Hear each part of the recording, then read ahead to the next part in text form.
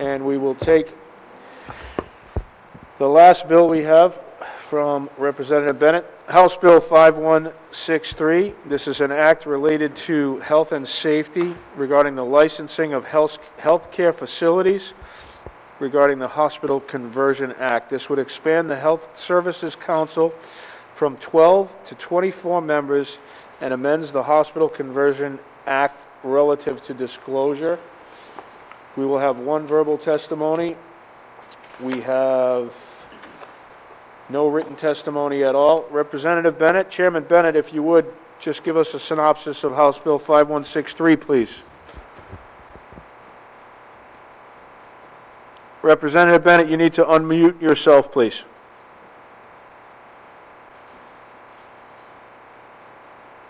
Now? We can hear you now, Representative Bennett. Go right ahead. Great. A few years back, Pawtucket Memorial got in some problems, some trouble, and we tried to help them out, and as you know, it failed. At that time, we had 24 members on the council, and we dropped it to 12. All this bill is going to do is bring it back to 24. The bill itself keeps people in trying to acquire an entity or a hospital above ground. They got to honesty. They got to be true to what they're saying. Unfortunately, we have for-profit hospitals buying non-profit hospitals, draining them dry and then leaving them. This probably would have happened to Pawtucket Memorial if the deal had gone through. There's a conversion now between Lifespan and Care New England that is a lot more open. It's got to go under the scrutiny of different government entities such as the Attorney General. And if they're found to be lying about something, I don't want to say Lifespan and Care New England. I'm talking back when Pawtucket Memorial was having problems. They're disqualified. And this just keeps everything above water, brings it back to the way it was, the way it should be. And the hospitals, that's the biggest fear, is that for-profit hospitals will buy out the non-profit hospitals. And every hospital has a trust fund, and they'll drain the trust fund amongst their other hospitals, and the hospital goes bankrupt and they leave. They just go back to wherever they came from. And that's what this bill does. Thank you. Thank you, Representative Bennett. Chairman Bennett, are there any questions for the chairman? Okay, first we have Representative McLaughlin, please. Yes, Chairman Bennett. Number one, we went from 24 to 12 people. How are these board members selected? And when I say all the modalities the hospitals represent, are they all represented by these individual people? Well, they're made up of different parts of our government. There's made up different parts of the hospitals. I can find it for you, but I mean, I don't. You can see the bill's this big. Okay. You know, it's made up of the people that would be subject to making decisions on these for-profit entities coming in and trying to acquire our hospitals, and such as the Attorney General. I imagine the governor has somebody that's on that board too. Okay. You know, but it's basically to keep everybody from lying. Thank you, Chairman. Thank you, Representative McLaughlin. We have a question from Representative Kassar. Representative Kassar, go ahead. Thank you, Chairman Casey. And thanks, Chairman Bennett, for this bill. I am in wholehearted agreement that there is concern, especially when it comes to the acquisition of are hospitals by out-of-state, for-profit, and also private equity-backed firms. The changes that the bill proposes, however, there are a couple of changes that aren't quite clear, and it looks like they reverse some of the changes that happened a couple of years ago in the Hospitals Conversion Act, which sort of led me to question, what was the specific impetus for this particular bill? Is there a particular sort of advocacy group that is in support of this? There was just some inconsistency. One line that in the previous Hospital Conversions Act seemed to address antitrust issues was taken out. There's some confusion about an expedited review, some language that made it a little more vague as opposed to more specific, which is what I thought you were trying to do. Can you give me a little more of the background? There's some little sort of specifics and frittery stuff in there that I could bother you with, but if you can just give me the kind of the big picture of more than just we want to make sure people aren't lying, a little more background would be helpful. Yeah, well, when they come in, they can offer a lot of things. That we can make your healthcare cheaper. We can do this. We can do that, and it's not all above water. I'm not an expert on the Hospital Conversion Act by any means. They just asked me to run the bills. I ran one for the Attorney General not too long ago. Was this one? That. But this one wasn't from the Attorney General's office, is that right? No, it wasn't. This one is from, I can't remember who it's from. It's a COVID thing. But what it does is try to reverse it back before Pawtucket Memorial went under. We did everything in our power to save Pawtucket Memorial. It employed a lot of people, took care of a lot of people. It was a good hospital. And we had some questionable companies coming in to try to acquire it. Mm-hmm. And because of the way they went about it, it fell through. And if it had gone through, they would have just made a mess out of the whole system. Right, and that's a trend nationwide, yeah. Yeah, mm-hmm. It is, and it's something that Rhode Island needs to watch for.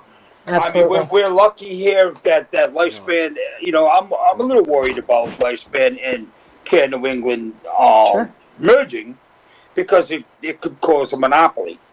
And but I mean, let's hope that this bill and the other bill the Attorney General has will help stop that from happening.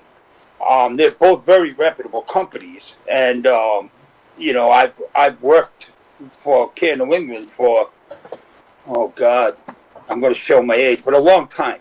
And the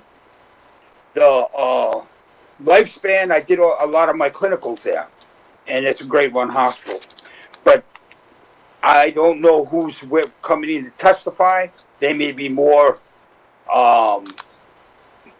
inept in the details of the bill. But I carry a lot of bills, and it's hard for me to go into the small, fine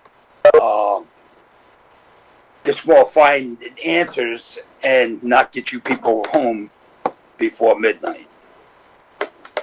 That's it. Thank you. Thank you, Representative Kassar. Are there any other questions for Chairman Bennett? Representative Potter, go right ahead, please. Thank you, Chairman Casey. Chairman Bennett, just for my own curiosity, I wonder, can you tell me what was the rationale for why they reduced it originally from 24 membership down to 12? To help Pawtucket Memorial.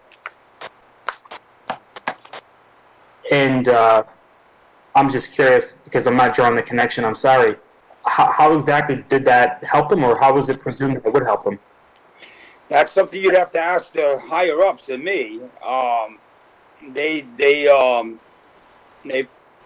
imagine they thought it would be easier to process it through. I don't know. I had nothing to do with it being lowered. They're just asking me to bring it back up to where it is now, to 24.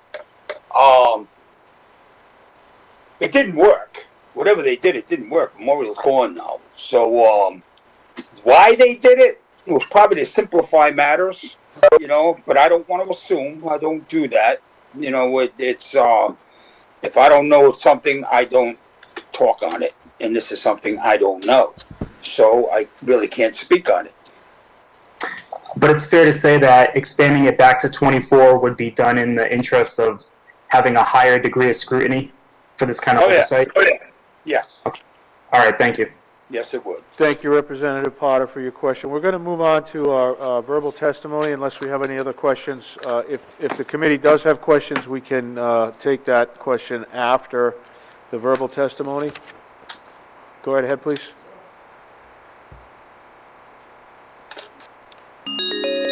Hello, Mr. Callaci. Hello, Christopher. Yes, sir. Hi, this is Representative Casey from the House Health Human Services Committee. Yes, sir. You're here to testify on House Bill 5163 by Representative Bennett. If you would, please go ahead with your testimony. Thank you, Mr. Chair, members of the committee. Let me first apologize. I lost the feed, so if I cover ground you already covered on this bill, I have to apologize. I'm the General Counsel for the United Nurses and Allied Professionals. We're the largest healthcare union in the state, and we represent frontline healthcare workers all over this state, as far south as Wesley Hospital, as far north as Woonsocket. And we got well over 4,000 members working in the Care New England and Lifespan system. So we know the healthcare system in the state about as well as anybody. I testify in support of this bill, and I thank Representative Bennett for his work on this. Look, major shocks to our healthcare system date back to 2008, and they just keep coming. Landmark went into receivership, along with Rehab Hospital of Rhode Island and North Smithfield back in 2008. Went belly up. We're lucky to still have them. Westerly had the same fate, and we're lucky to have them. There was a conversation before I got on about the closure of Memorial. We weren't so lucky, and we lost them. Many of you may be aware of the massive collapse of the St. Joe's pension plan just a number of years after a for-profit named Prospect Holdings took over Roger Williams Medical Center in Fatima. And now, of course, we've got pending applications before our Department of Health and AG, where Prospect, the owners of Roger Williams and Fatima, are trying to get 100% ownership of those two hospitals, which is something the AG and the Department of Health are grappling with under the Hospital Conversion Act right now. These are guys who borrowed over $1 billion, turned it around, and gave themselves $500 million in dividends. Two particular shareholders, David Topper and Sam Lee, took $220 million of that. The review of their financials says they're facing imminent bankruptcy, and they want to get 100% interest in those hospitals. And now, of course, you are all well aware of the big announcement yesterday. The Care New England and Lifespan want to merge. And look, these shocks to the healthcare system in our state are not going to end there. And there certainly is a concern that if this merger doesn't go through, there will be, because I've heard from these guys already, a parade of for-profits and private equity firms coming into the state to try to pick off Care New England. If you read the paper not too long ago, an outfit called Stonebridge, a for-profit, already made a hostile move to pick off Care New England while they're talking to Lifespan. So, look, we can't continue to successfully meet the challenges we face in healthcare under the current statutory and regulatory scheme. And we are facing a new frontier with this Care New England Lifespan transaction, which is really going to test us. So, look, there are high stakes here. We're talking about jobs. We're talking about healthcare services. We're talking about access to healthcare. We're talking about the quality of healthcare. We're talking about the cost of it. These hospitals are economic drivers. They are often the biggest employers in the communities where they're located.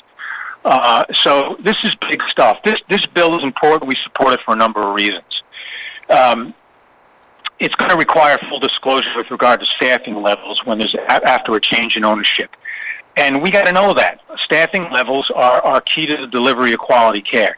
So this bill requires that kind of disclosure in a way that the law doesn't now. It requires full disclosure of quality measures. In other words, the guys who want to buy these hospitals or the folks who are going to take an ownership interest in our hospitals, what are their quality measures in the past? For example, they get accredited by the Joint Commission on Accreditation of Hospital Organizations. So have there been any deficiencies? This bill would require disclosure in that regard, so we know what their record is. The bill addresses issues with regard to the access of care going forward. Are the same services going to be provided to the communities that they serve? That's critical. This bill does that. It protects the benefits of frontline healthcare workers, not just their retirement benefits, but health benefits, and preserves their jobs in the following respect. The bill requires that there is full disclosure from the applicants who want to take control, ownership in our hospitals over what they're going to do with the benefits. What are they going to do with the jobs? And look, we learned a hard lesson with the St. Joe's collapse, that pension plan. Prospect came in. They've since been sued for making fraudulent representations to our Department of Health and regulators about how they were going to secure the pension when in fact they weren't. That thing collapsed, and now they had to settle and fork over $30 million to get out of legal liability in that regard.